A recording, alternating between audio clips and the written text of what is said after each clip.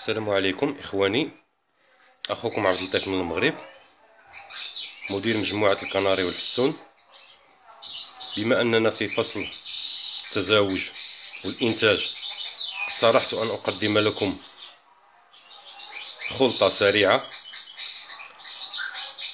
تقدم للحسون مرتين في الأسبوع إلى 3 مرات. نتطرق إلى المواد المستعملة الآن. هناك لوز ملعقتين، أصفر البيض. هذه خلطة خاصة فيها جميع أنواع الحبوب التي يحبها، القليل من الخس، عجينة الكاكاو، ملعقة زيت، بالإضافة إلى عسل حر.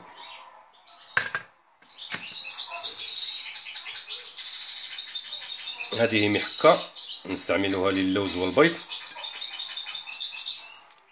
بسم الله، نبدأ في طريقة الاستعمال.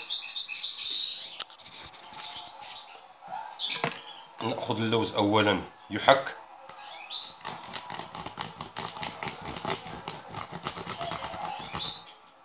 سبق لي وأن قمت به مسبقا لأنه يأخذ الوقت.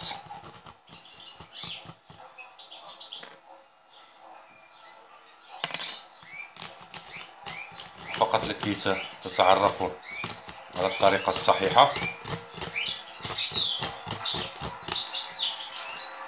نحك بهذه الطريقة.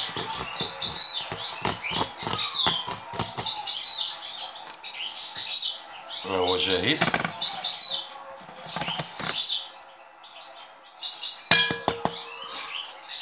نضيف البيض، أصفر البيض، أيضا بنفس الطريقة.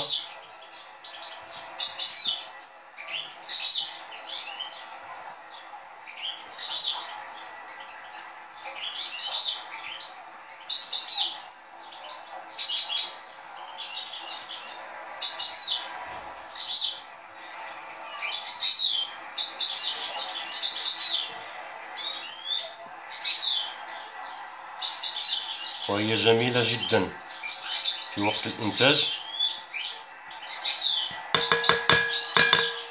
ويحبها الحسون كثيرا. نخلط البيض واللوز ونضيف الآن باقي العناصر. نأخذ ملعقتين من الحبوب التي سبق وذكرت، ملعقتين كافية. إن كان عدد الطيور أكثر يمكنك إضافة مضاعفة الخلطة. نأخذ خس، قليل من الخس فقط يضاف أيضا.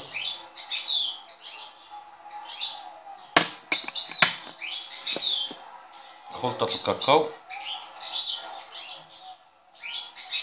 أيضا تضاف. نأخذ ملعقة واحدة من الزيت،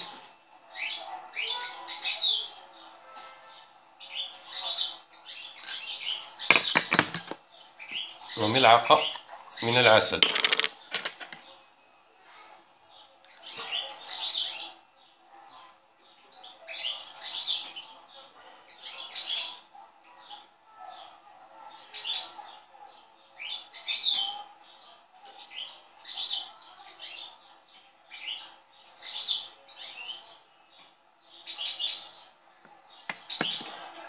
العسل اللي يجب أن يكون طبيعي.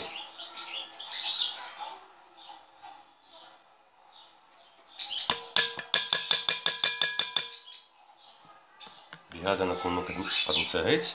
الآن نقوم بعملية التخليط والخلط، تمزج الخلطة جيدا.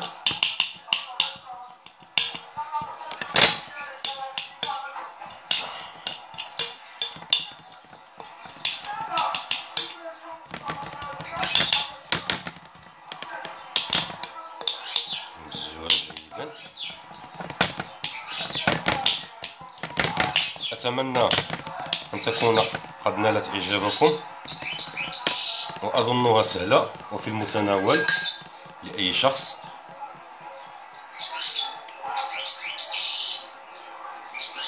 مسائل بسيطة جدا وفيها فوائد كثيرة،